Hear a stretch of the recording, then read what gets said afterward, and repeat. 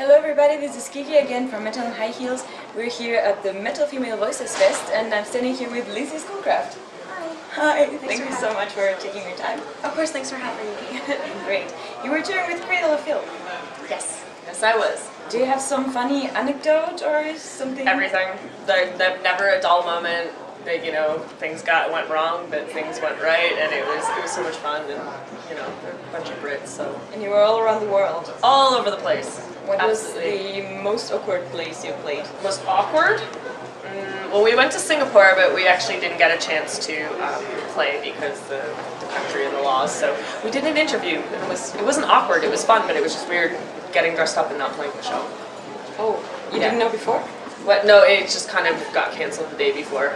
So, yeah. Oh, okay. And I flew and it took me like a full day to fly there, kind of. And then I got there and like, oh, the show's canceled tomorrow. I'm like, oh, I'm so tired. This is no fair, but yeah. So. And what was the most fun place, or where the crowd was?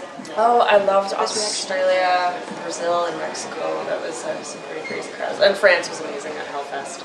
It was really awesome. Cool. You also stay in touch with your fans through social media, and you kept us posted, so to speak, about yeah, absolutely. It was just my first time seeing the world, so I mean, it was really something I wanted to share with people. It's just, you know, I've lived in Canada most of my life, and I didn't really know that there was a whole world out there. And it's like, oh, here it is, and it's like anytime you can get Wi-Fi, I just share it with everybody. I thought it was fantastic. It really was.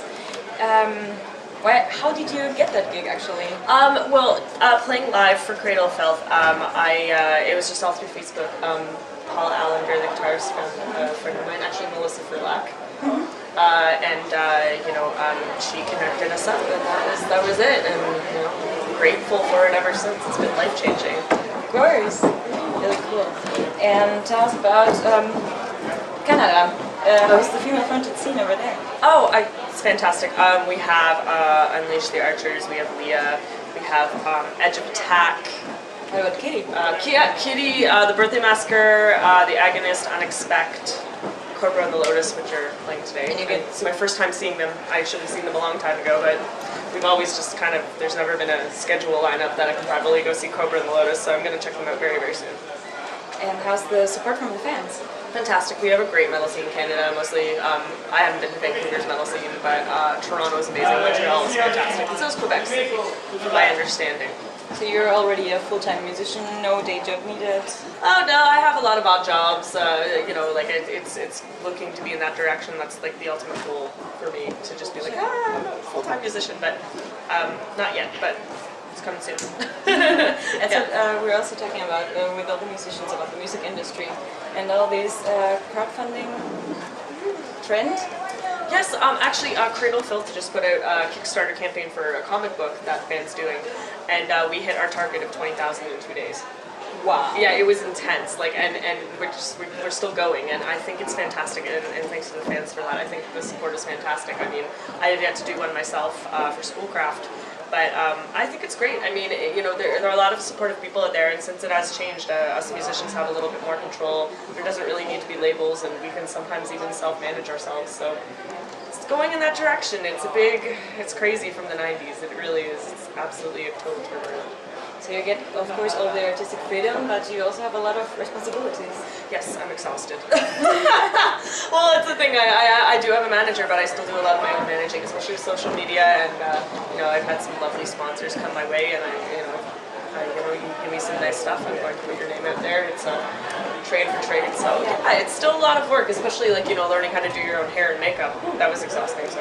Did you make like a workshop, or did you learn it?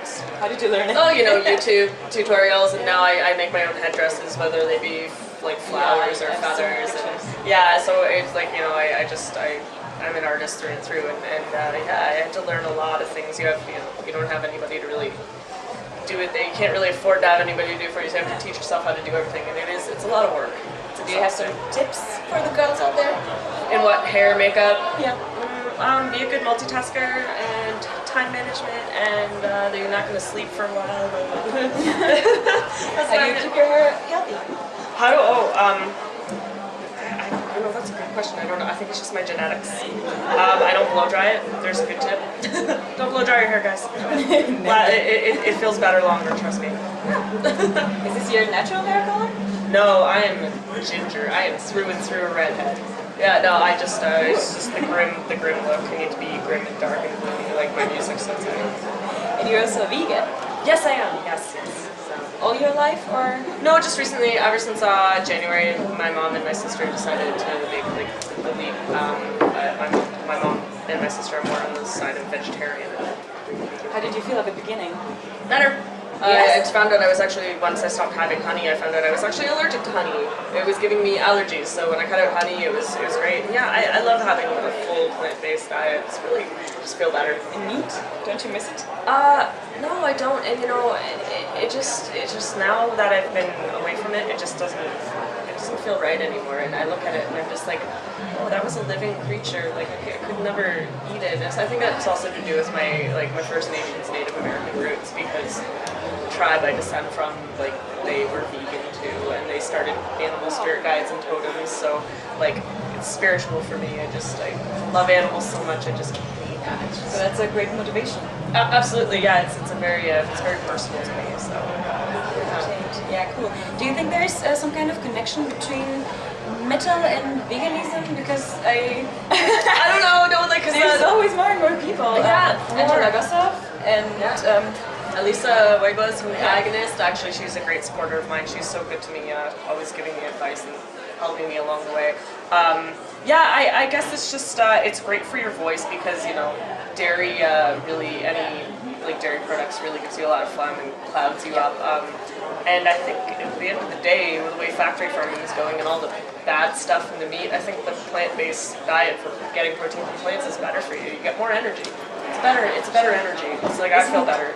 Isn't it difficult when you're on tour with a catering? No, you find your ways. Well, that's the thing. You put it on the tour rider. It's like vegan. There's going to be hummus or lentils or tofu curry or something for you, waiting for you, which is nice. But if not, I mean, you know, you can still sustain yourself on nuts and fruits and vegetables. I always find a way. So. Do you have a quick cooking recipe that you can use? Well, nobody likes cooking tofu, so what I do is I cook it in oil and vinegar, and then I put in steak spice, which doesn't have steak in it. It's just a really salty, peppery kind of blend. And then I fry the hot sauce on it last, and it coats, and it's actually really delicious. It's spicy and crispy, and I know there's not a lot of tofu fans, but now I'm addicted to it. And I just completely made that up by accident. That's an accident recipe, so yeah, That's a really good one. Yeah, so Thank you so much for taking your time. Is there something else you want to say to your fans? I just want to say thank you to everybody for coming to MFVF and supporting the girls in Eve's Apple, and thank you to my fans for being so awesome and supportive and communicating with me on social media. You guys make my day every day, so thank you, and thank you so much for this.